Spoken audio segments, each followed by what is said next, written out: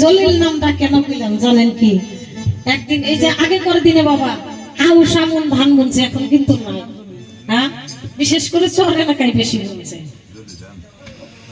আউশ ধান আমন ধান মিশাল করে কিন্তু বুনছে, খেতে ছিটাইছে।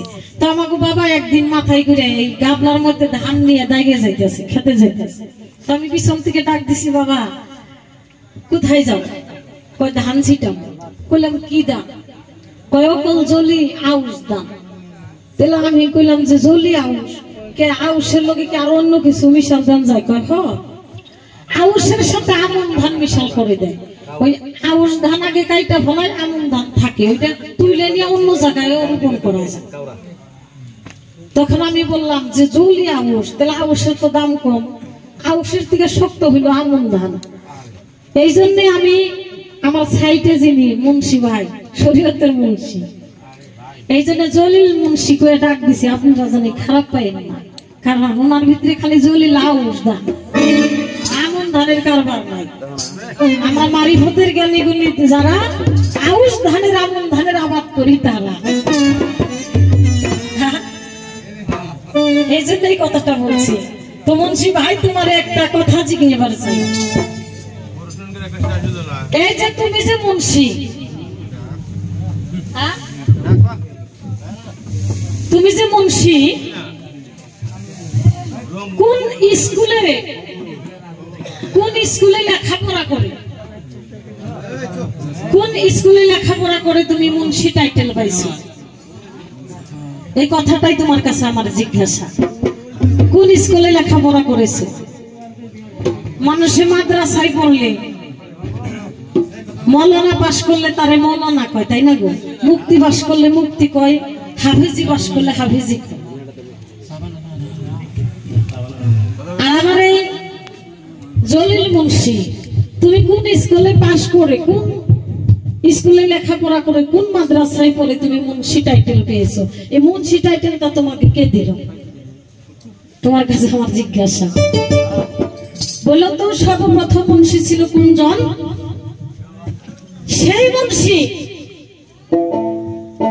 আমাকে শরীয়তে সামাজিক ভাবে একজন একজনের বিয়া পড়াইলে কিন্তু তারে কয় মুন্সি সাহেব, তাই না? হ্যাঁ, তুমি সর্বপ্রথম কার বিবাহ করাইছিলে তাই তো তোমার মুন্সি টাইটেল দিল। আর তার মহরমা কি ছিল এটাই তোমার কাছে আমার জিজ্ঞাসা। তখন তো কোনো টাকা পয়সা ছিল না, এটা সৃষ্টিমূলের কথা। এখন সেম টাকা পয়সা আছে, 501 টাকা দিলেও এই মহরনামার দাবি যদি 2 টাকা দাও তাই ছাড়বে। এখন বর্তমানে যুগে তাই না? তখন সৃষ্টিমূলে মুন্সি ভাই তুমি যে বিয়া করাইছিল, মহরমাটা কি দিয়ে বেঁধেছিল, এই কথাটাই তোমার কাছে আমার জিজ্ঞাসা। আর এই মুন্সি টাইটেলটা কোথায় পাইলো? তুমি যে নামাজ পড়াও, মুন্সি ভাই আকারে সেজদা দিলে হয় শিরক, নিয়াকারে সেজদা দিলে হয় শয়তানি। সেজদাটা দেও কোন কারে?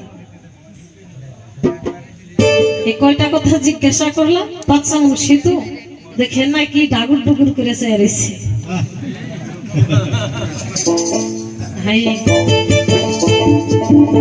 কাজে বলি তোমার ধারে, আমি বলি তোমার ভাই,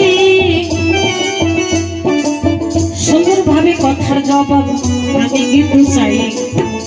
এখন আসর আমি যাইব ছাড়িয়া,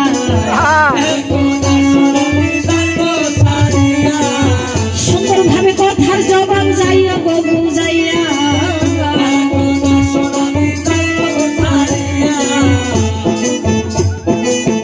আছেন যত হয় মুরব্বী আমি সভাতে জানাই,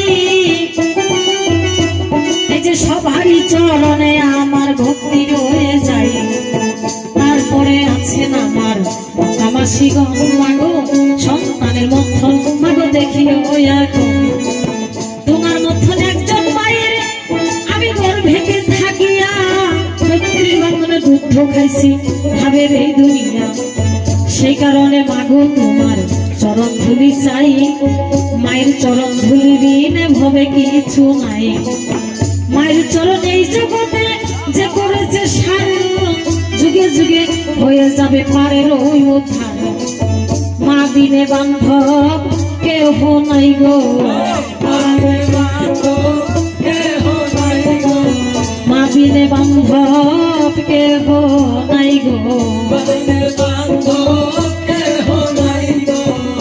মায়ের সমান ভাবে দরদি নাই গো তারপরে থাকতে পারে স্কুলের মাস্টার আমি কোটি কোটি নমস্কার জানাচ্ছি এইবার তারপরে আছেন যত ছাত্র বন্ধুগণ হৃদয়ের ভালোবাসা দিয়ে যায় এখন কথা জানাচ্ছি সবার ভাই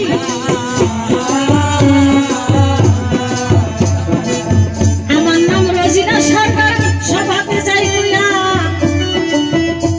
এই যে হাজুবর ছলি বর্ষণ বাড়ি বলছি যে বলিয়া উস্তাদ গুরু যিনি হইল সভাতে জানাই নাই এই যে মহিম সরকার নামটি বাবা বলি সভার ঠাই আমার তরিকের পীর যিনি হইল আমি বলি সবার কাছে নাইবে তারা মিয়া কাজী আমি বলি যে খুলিয়ে আমার ভবপারে কান্ডারি পারের উদ্ধারি